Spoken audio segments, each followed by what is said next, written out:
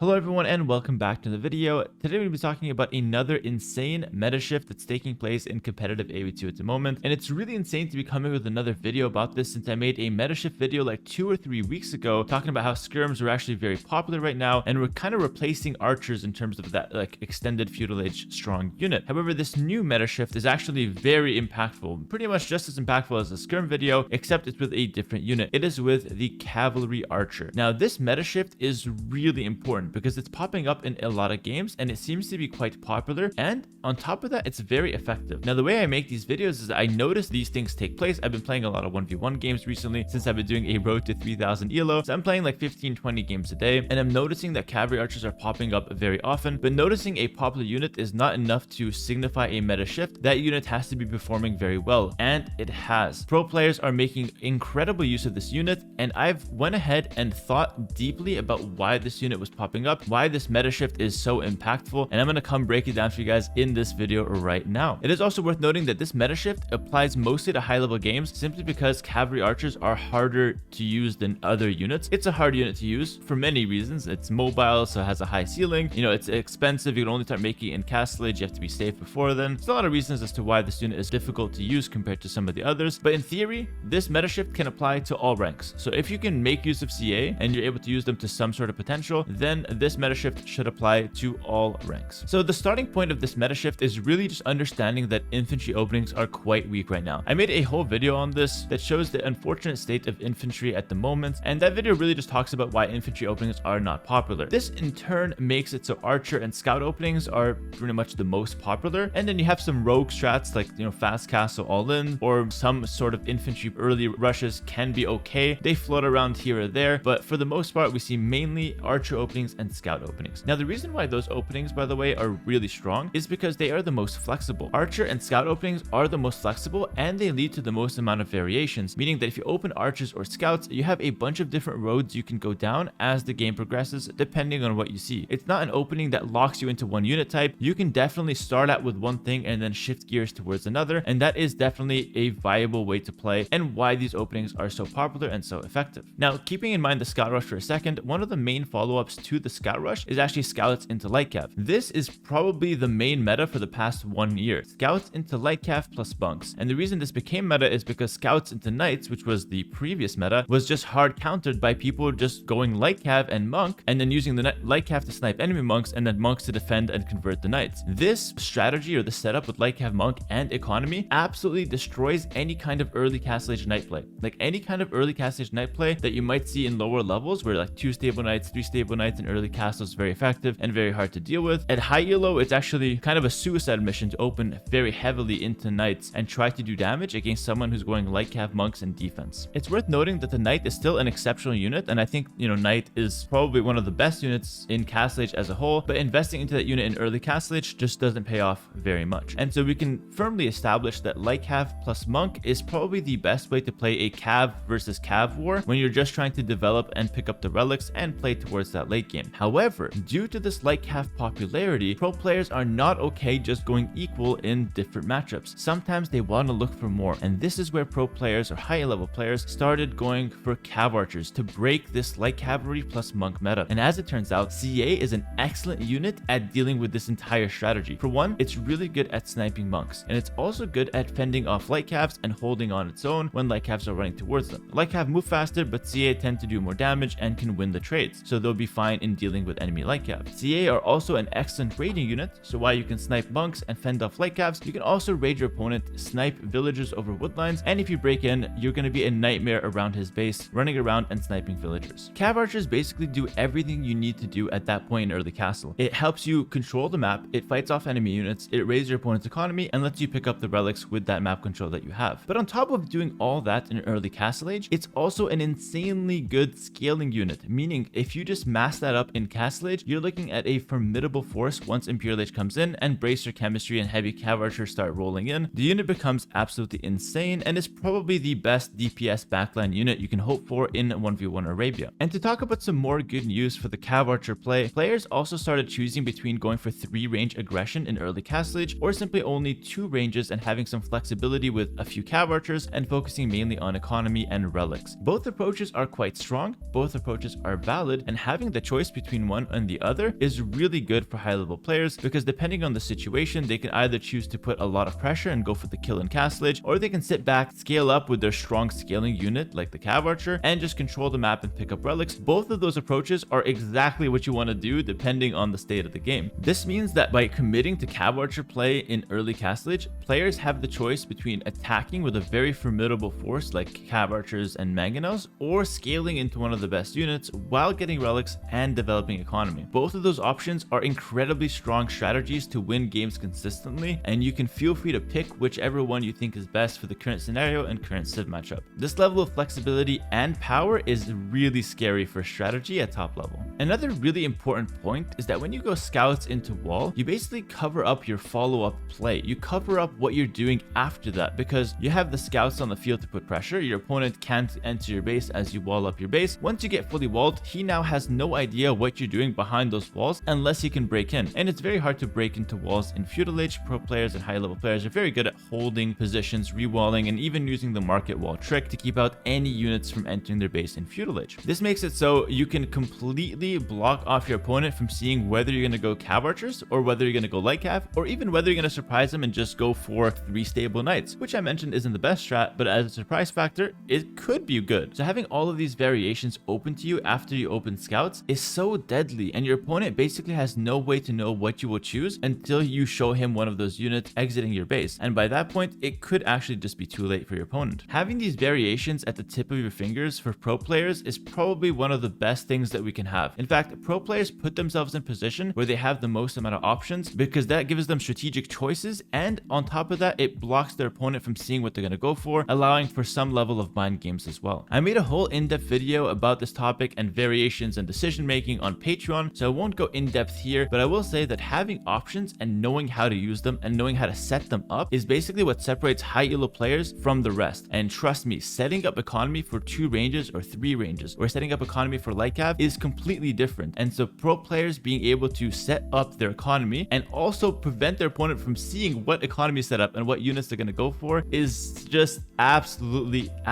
insane. And I can't stress just how good this is for a strategy game like Age of Empires 2. And the last point here is that CA is usually countered by skirms or mass archers. So in games where those units hit the field early, the Cav player usually just goes for another unit and doesn't play CA into their counter units, which is probably the best part about going Cav Archers. You only need to commit into them once Castlage rolls around. So you have a lot of time to decide whether it's a good CA game or whether you can just go towards some other units. Knight Skirm is a great combo to counter just Archer opening or Skirm opening, and so you won't have to worry about going CA into their counter units. If you're going for CA behind your walls and your opponent somehow miraculously guessed that you're going to go CA, or maybe your opponent has a deep understanding of the meta and predicts that you would go CA because he's playing smart, he goes for Skirms also behind his walls, so you don't know he's going to go for that. That's a very high elo scenario. Well, in that case, the CA player is actually not completely screwed, because even if you get caught off guard and you're up against Skirms and your opponent played a really nice mind game on you, reading your transition, you can easily just go Cav Archer plus Mangonels. And this is a deadly push, as I mentioned earlier, especially against Skirm defense, because the Mangonels can deal with the Skirms, and if the Skirm player on defense decides to add in Monks with Redemption or his own Mangonels to snipe the forward Mangonels that you have attacking, then your CA can run in and snipe those Mangonels or Monks and easily escape out because of their high mobility. Of course, by running in, you're probably going to cost yourself 1 or 2 CA because he does have Skirms, but that trade is usually worth it, and it becomes a skill matchup where the CA player has to play really well with his CA plus Mangonels, and the defending player is pretty much hard pressed to not take any shots to his Skirms and defend with Skirms and Monks or Skirms and Mangonels. And so even in the worst case scenario where you get countered by Skirms, I feel like the CA player still has a very solid push and can easily force out the win anyways. And as always, if you can't end the game with that push, the CA are scaling perfectly into CA plus Knights or CA plus Light Cav or even CA plus Hussar as the game goes on, which is, as I mentioned earlier, one of the best compositions for 1v1 Arabia. In conclusion, and why this video is so fascinating to me, is that there was basically 0 balance changes influencing all of these meta shifts. These shifts came about by pure adaptation to what is popular and what are the best strategies. Pro players are constantly trying to find ways to beat the most popular ideas, and by doing so, we're generating new ideas cores that keep the process going. When Lycav and Monk was the meta that beat the Knight meta, the new CA meta that has just been born is the response to Lycav meta. And who knows what's next? Potentially players will lean into more archers and scrim play to watch out for those CAs hitting the field, or maybe the CA will just dominate the meta for a long time to come. We don't know, but I'll keep you guys updated on my journey to 3K and making sure that we all have the up-to-date meta shifts so you don't miss out both while playing or when watching pros play. I want you guys to be informed and understand what's going on and what is the most popular approach to the game at the moment. This is why I love Age of Empires 2. These constant shifts keep the game fun and keep the strategies going. I love this game and we love this game. Thanks so much for watching. Make sure to like, comment, subscribe if you guys did enjoy the video. If you guys want to see more like this, definitely let me know in the comments below.